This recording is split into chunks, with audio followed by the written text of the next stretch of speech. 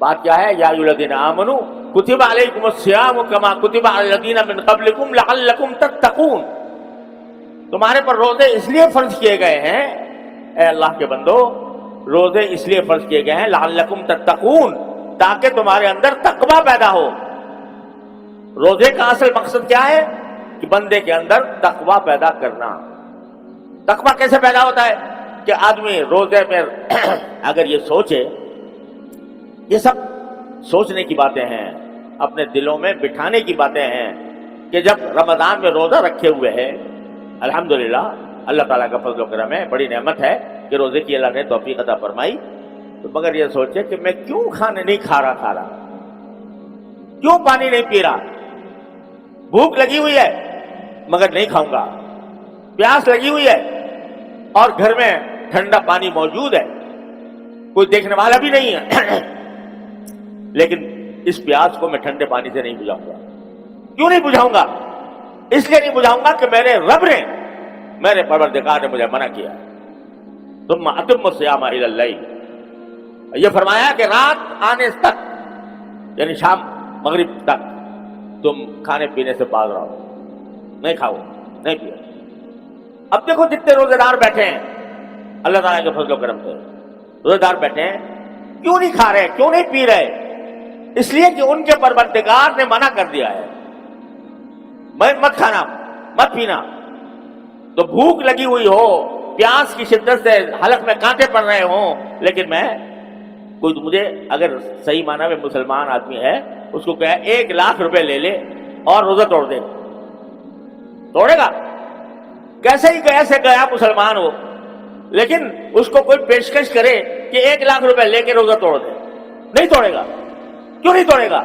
इसलिए कि कहता मैं अल्लाह का बंदा हूं, अल्लाह ने मुझे अपने फजल करम से ये नेमत अता फरमाई है कि मुझे भूखा प्यासा रख रहे हैं, इसलिए रख रहे हैं ताकि वहां जाकर जो मुझे पिलाएंगे, वहां जाकर जो खिलाएंगे, उस आखिरत के अंदर पहुंचने के बाद वो इसके आगे ये दुनिया का खाना, दुनिया का पानी हेज दर हेज। इस वास्ते मैं नहीं तोड़ूंगा।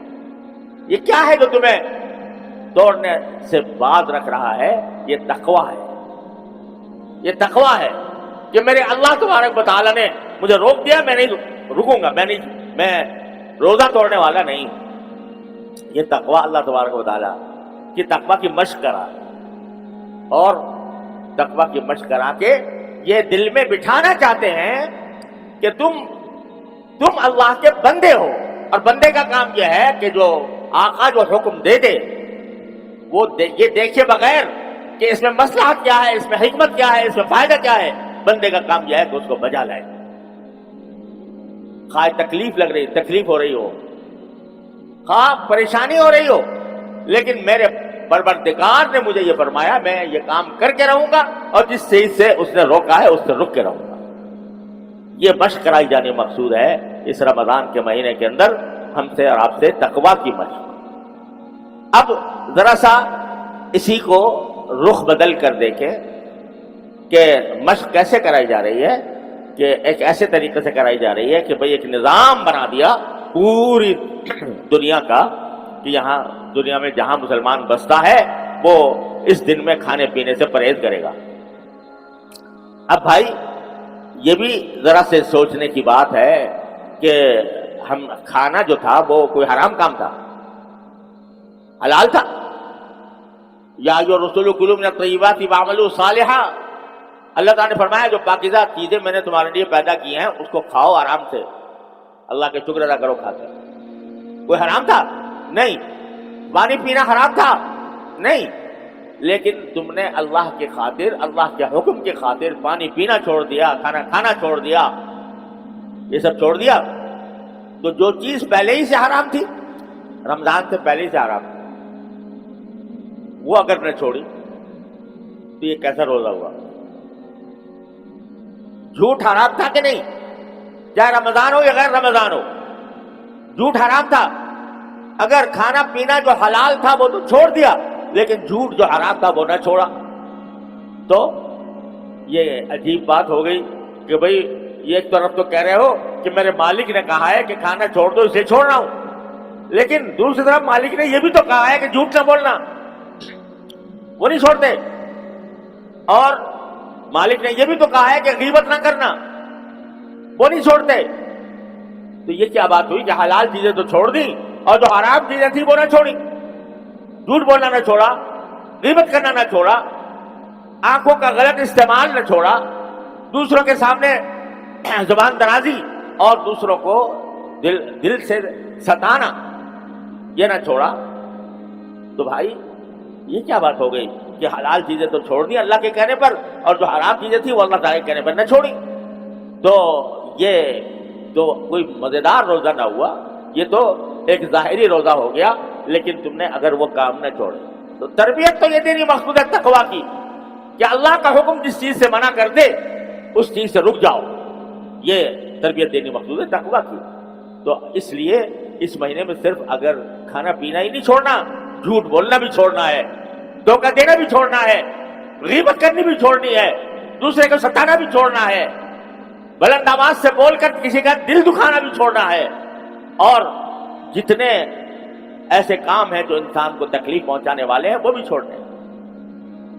بیچارہ ایک روزہ دار آ گیا تمہارے پاس کوئی چیز خریدنے کے لیے, تم کو میں اس کی کھال کھینچ کے اور پھر روزہ رکھوں گا, تو اس کو گرا فروشی تم نے رمضان کے اندر شروع کر دی, تو یہ کوئی روزے کی حقیقت تم نے نہ سمجھی. لعلکم تتقون, تقویٰ کے لیے پیدا یہ مہینہ لایا گیا ہے, لہذا اس سے چھوڑو.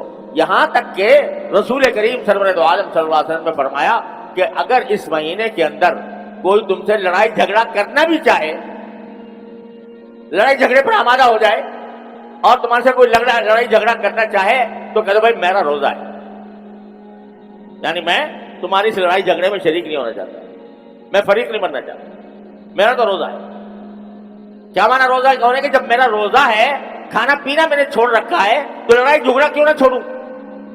تو تمہارے سامنے اگر کوئی آئے آدمی جس سے لڑائی جھگڑا کرنے والا ہو, اور بعض لوگ کی عادتیں ہوتی ہیں کہ بات بے بات کوئی دوسرے کو تانا مار دیا, کوئی برا بھلا کہہ دیا, اب آپ اگر اس کے جواب دہی پر آمادہ ہو جائیں, اس میں حدود سے بعض اوقات تجاوز ہو جائے, تو روزے کی جو حقیقت ہے وہ حاصل نہ ہوئی.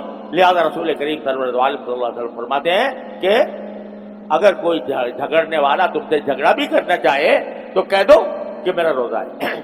کیا مانا کہ وہ گالیاں دے رہا ہے, وہ برا بھلا کہہ رہا ہے, وہ غصہ ہو رہا ہے, کہ تو بھائی میرا روزہ ہے, نہ میں گالی دوں گا, گالی کا جواب گالی سے دوں گا, نہ تمہارے جھگڑے میں شریک ہوں گا, نہ تمہارا کوئی جواب دوں گا. میرا جواب صرف اتنا ہے کہ میرا روزہ ہے, میں تمہارے ساتھ الجھنا ہی نہیں چاہتا, بات ختم ہو گئی.